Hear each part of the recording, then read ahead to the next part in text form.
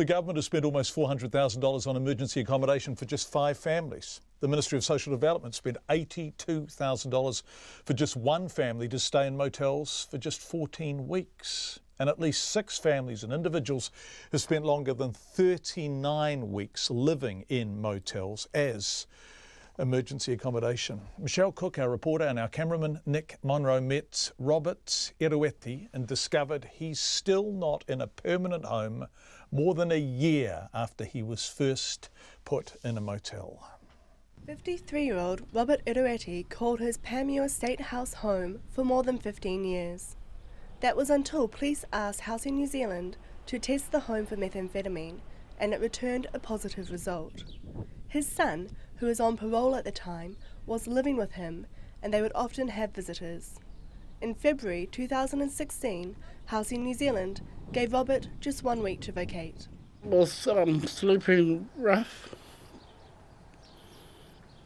and I approached my daughter, and she said we can go to housing.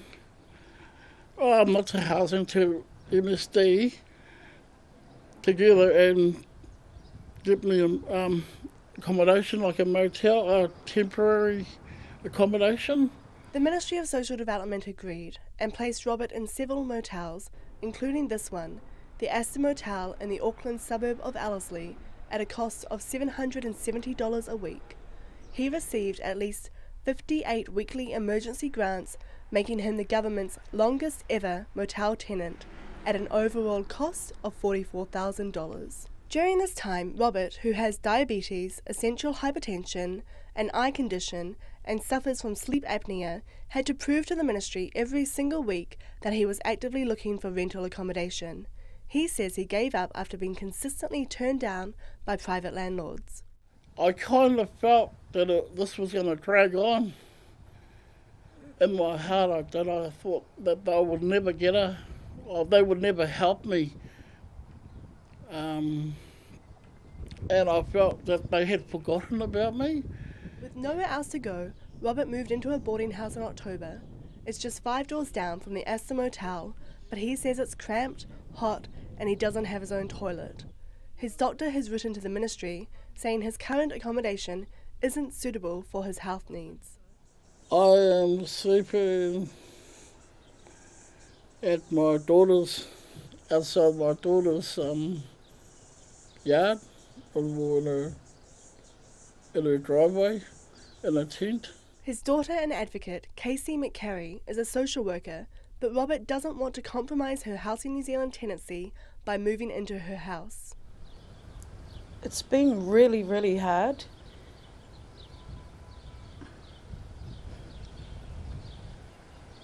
Just seeing my dad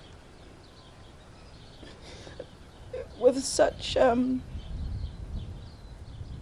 health conditions that he does have, and knowing that he's such a humble man, that he's always felt like he's wanted to give up and just to let everything slide. He's that kind of person. And so for me, for this year, I've had to say to him, we're not going to give up. There's always going to be hope, and we're going to fight this to the end, because I believe that this is wrong. Robert's not the only one who has been evicted from their state home over methamphetamine. The traces found in his home exceeded the guidelines Housing New Zealand was using at the time, which were widely criticised for being too low. The Law Society has spoken out against the evictions, saying it is unusual someone would be held responsible for damage without establishing they were personally responsible. The Minister of Housing, Phil Twyford, says hundreds of tenants were evicted unnecessarily, and Robert's case is a textbook study on how the previous government's policy has had huge detrimental social and economic impacts. It's just untenable that Robert's been put through that kind of experience. I mean, one of the problems with the old policy was that there was no baseline testing of methamphetamine contamination. Putting aside the question of whether the standard was correct or not, people were being evicted because there was some often infinitesimal contamination found. but there's no proof in most of these cases who was responsible for that, because there was no baseline testing done when a tenancy was at the beginning of the tenancy. So there are so many problems with it. We have to find a better approach. Would he have been evicted under your leadership? He would not have been evicted under the kind of policy approach that we are going to take. Will you in House New Zealand do anything to remedy his situation, to get him into a home? I've been alerted to his situation now, and we're going to look into it and see what we can do. The levels found in Robert's home indicate methamphetamine was smoked inside, but not manufactured. So it's been extremely stressful. It's been traumatising. Yeah, I reckon they should have given him another opportunity or another chance, because there was no proof that he was the user. And I know deep down in my heart that my dad, growing up, it's something really... I'm so proud, because I never grew up knowing my dad to ever do drugs and alcohol. So for me to see him being charged, to be evicted for that, really breaks my heart. Robert says he just wants a permanent home. Well, that'll mean a lot to me, that I could get on with my health and maybe later get employment and just be a better father and grandfather and a better person.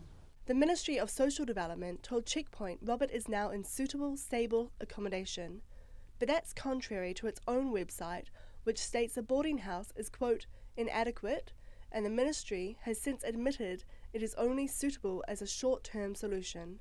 His daughter says something has to change. I want the government to know that this has been such a traumatising experience for my dad. I want him to feel safe.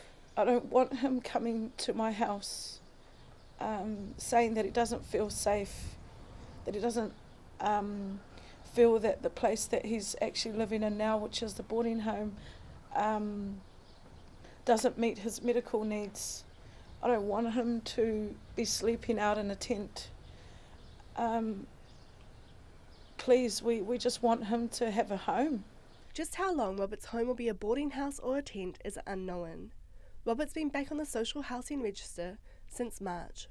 Meanwhile, the government has spent more than $50 million putting people in motels, including $93,000 for one family to stay in an Auckland motel for 45 weeks. For Checkpoint, Michelle Cook.